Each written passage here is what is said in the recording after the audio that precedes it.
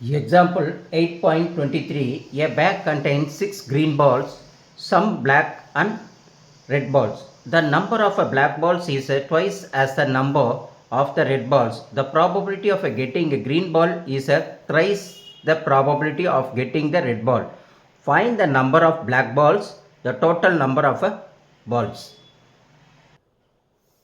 Let the number of green balls is n of g அப்படின்னா number of balls, அது cardinality set, அது எவ்வளவு 6 balls கொடுத்துருக்காங்க. The number of red balls அது எவ்வளவு கொடுத்துருக்காங்க.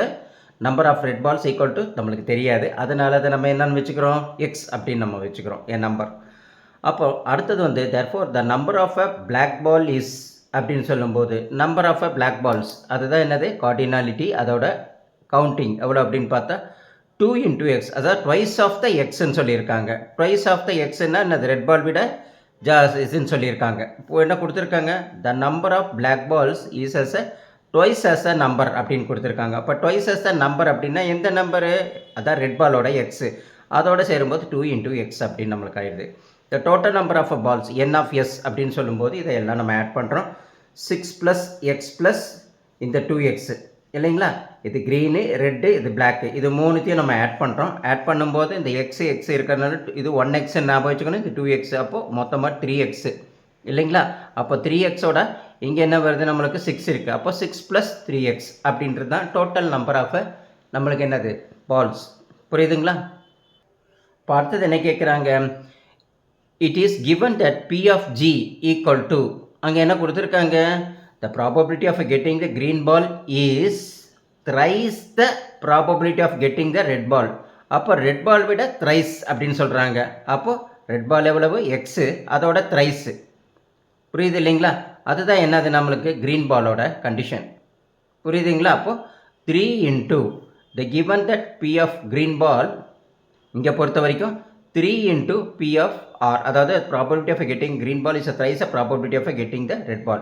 அப்போது ப்ராபபிலிட்டியில் பொறுத்து p of g equal to thrice of the red ball அப்படின்ற மாரி நம்ம கண்டிஷன்ஸ் எடுத்துக்கிட்டு இருக்கோம். அப்போ ப்ராபபிலிட்டி ஆஃப் g அப்படின்னா ஜென்ரல் ஃபார்முலா நம்மளுக்கு தெரியும், p of a equal to n of a by n of s இல்லைங்களா. அதேமாரி இங்கே g வரதுனால n of g, அதாவது p of gன்னா ப்ராபபிலிட்டி ஆஃப் gயில் சொல்லும்போது n of g by n of s favourable to the green.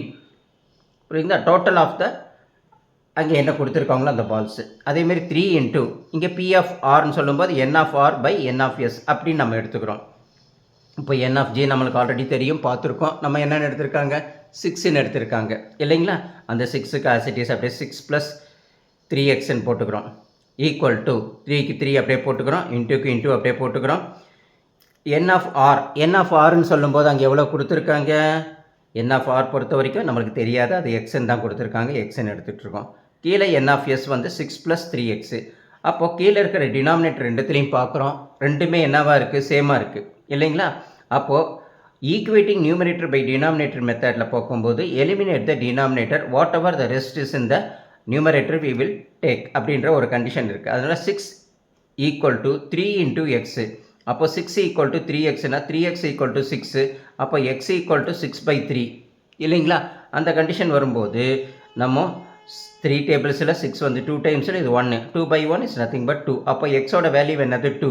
அப்போ number of black balls condition என்ன கொடுத்துருக்காங்க, 2xன்னு கொடுத்துருக்காங்க. 2 into 2 இல்லைங்களா. எக்ஸுக்கு பதிலாக நம்ம என்ன செஞ்சிடறோம், அந்த இடத்துல 2ன்ற வேல்யூவை நம்ம சப்ஸ்டியூஷன் பண்ணிக்கிறோம்.